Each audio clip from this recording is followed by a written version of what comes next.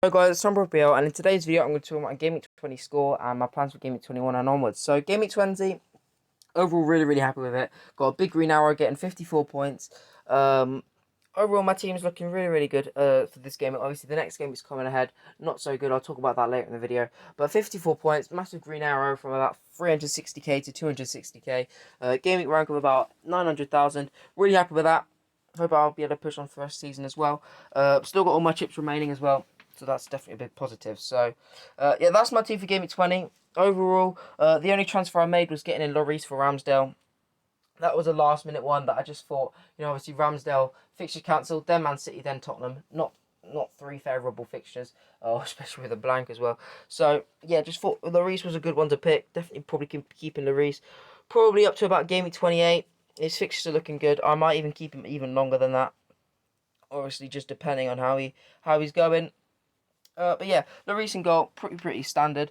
And then in defence, obviously, no one really expected Leicester to turn over Liverpool like that. For some reason, quite a lot of people were thinking Liverpool would absolutely thrash Leicester. But, I didn't think that. But I did captain Jota anyway, just because, most people around my rank, if they didn't have Salah, they were captaining Jota. So I would really miss out if Jota got a return. The other captain options I could have gone for, probably Ronaldo. Obviously, regretting that now. But, yeah, overall, not... pretty good gaming, can't really complain much about that. And now you don't have Salah. One of the big things that is going to be deciding how well you're going to be doing in the next few games is your captain options. Now, with that, obviously Salah was pretty much a permanent captain for up until obviously the fixture cancellation, and then now he's going to AFCON after the Chelsea fixture. So he was a pretty much permanent captain up till then. Now everybody's reconsidering that situation and thinking whether to sell him or keep him against Chelsea, basically. So, yeah, overall, I got rid of Salah on my team for Bowen. Definitely a very good choice in the end. But yeah, Bernardo in the end did come on for Gallagher, which, I mean, I'm upset Gallagher didn't start. Obviously, he does have COVID. But his fixtures are looking good, and he'll probably be one I want to keep. So yeah, that's how my Game Week 20 went. Not really too much to talk about. Chelsea's defence disappointing again. Obviously, James with the injury. Definitely another thing to think about. And Game Week 21 transfer-wise, if we move on to that, it is pretty hard. In fact, before we move on to transfers, we'll move on to what my team is currently looking like for Game Week 21. So, one of the massive things leading to this game week, and especially Game Week 22, is the chance of double game weeks. So there are a lot of teams that are planning to have double game weeks. There is a graphic going around the whole of YouTube and internet about the predicted double game weeks for basically all the teams. But yeah, quite a few of the teams that I've picked out that definitely have big potential of having double game weeks and good double deck game weeks are Burnley, Leicester and Tottenham. Now, I will be making a watch this video of the players I think you should buy from each of those teams. But Burnley, Leicester and Tottenham are the teams that I'll be targeting. Now, so that's how my team's currently lining up. It's definitely very far from final. Obviously, Bowen captain is a reasonably risky decision, especially against Crystal Palace. Personally, I rate Crystal Palace as a team, but really, who else would I captain? And there are some players I'm thinking of getting in, but I just don't really know how to do that. So if we lead on to my transfers now, obviously deadline is only a day away. I'm recording this on the 31st of December. Obviously deadline is on the 1st of January. So there are 4 players currently in my team that predicted to go down price. James is one of them. Gallagher is another, Bernardo is another, and then the last one being SaintMaximin. Now, James, I want to get rid of him. 25% chance of playing. Obviously, if you read into it properly, he went out the stadium in crutches, described as a ripped hamstring, which even if you're not sort of advanced knowledge in football or any sort of any knowledge of muscles in the body or anything like that, ripped hamstring doesn't sound very good, and he will probably be out for quite a long time. Obviously I have gone through a few muscle injuries myself being a footballer, and trust me, if you do it badly then it could take a few months or at least quite a few weeks. So James is one of them. Another one is Gallagher. Now Gallagher's a hard one. He's got COVID. No one knows when he's going to be basically able to play again.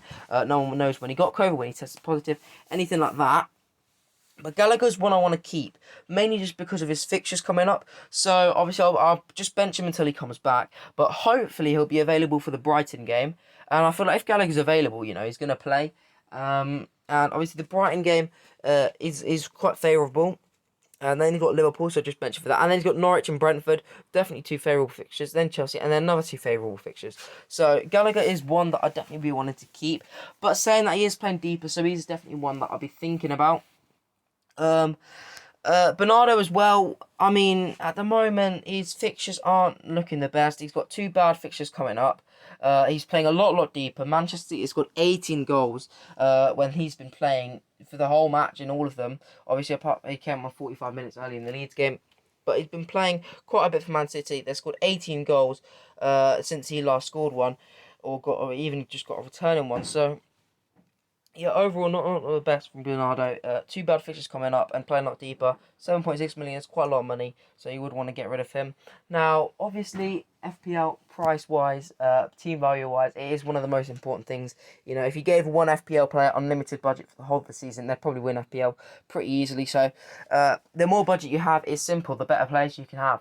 And the fact that I've got 4 players going down price, although it's not the end of the world, it is definitely something to be quite concerned about. But yeah, Bernardo is probably one I want to get rid of, and then SaintMaximin as well. Now SaintMaximin's quite a hard one. I really like him as a player. He's one of the most attacking players for Newcastle, one involved in pretty much every attack. Got good fixtures coming up, but obviously he is injured. Now I'm going to be waiting to hear more injury news from him, and just what he's going to be available to do and everything like that. But at the moment, it does look like he's. I'm probably going to be getting rid of him. I'm not sure. So this week, I'm probably going to be taking a -4 or a -8 if I'm getting rid of SaintMaximin. But the players I bring in is really, I have no clue. Obviously, as I said, the double game week's coming up for Tottenham, Leicester, and Burnley. So I have some players in mind. In defence, I have Luke Thomas in mind. Now, Luke Thomas, playing for Leicester, starting a lot of the matches for them. For only 4.3 million, reasonably attacking. Obviously, playing as a fullback or a wing back, as you call it. Got some pretty good fixtures coming up. Obviously, some double games as well against favourable teams. So he's definitely one I'll be thinking of. And then he in my midfield spot or forward spot. So if we first of all say I keep SaintMaximin, I then have 9.2 million to spend in midfield. Now, Son is one I definitely want to go for, but I'd only be able to do that if I do get rid of SaintMaximin. But other than that, Leicester do have some double games, as I mentioned. So Maddison, Barnes, Tielemans, any of those could be a pick. And then if I get rid of SaintMaximin, then I would probably try to get in Son. So it basically, I would like to get in Son here. Fine type, yeah, there we go. So Son could definitely be an option. But then I don't have that much money to spend up front. Only 5.2 million, which could be then a Broya or somebody like that. Obviously, Broya will be going up prices. Quite a lot of people, yeah, I now can't afford him anymore. He was 5.1 million, I'm pretty sure, but now he's 5.3. So, yeah, that is quite a shame, as that would have been a favourable move. But yeah, so Broya could have definitely been one I could have got in there. So if we look at this again, I'm doing this totally off the top of my head. I'm just thinking of players for all the teams. Yeah. Another player I would like to bring in, or a player that I'm thinking about bringing in, is Chris Wood. Now, quite a lot of these players will be on my watch list video that will be coming out shortly. But Chris Wood is definitely another one. 6.7 million, got good fixtures coming up, double games, everything like that. The game against Man United is looking like getting on the end of loads of crosses and long balls in the box. So yeah, Chris Wood is another one I'm thinking of. But at the moment, I'm just naming all the players on my watch list. And then Bernardo, I could try to replace. How much money would I have if he goes? I'd have 9 million, so probably honestly just another Leicester midfielder. I would love to bring in Son, maybe even Lucas Moura if I think he's going to start, but I'm not too sure yet. But anyway, guys, I hope you've enjoyed this video. It's been quite a long one, quite dragged on for a while. Loads of double gaming coming up. That's how my team's looking. Obviously, quite hard transfer decisions to make, but I hope it helps. Please like, subscribe if you enjoyed the video.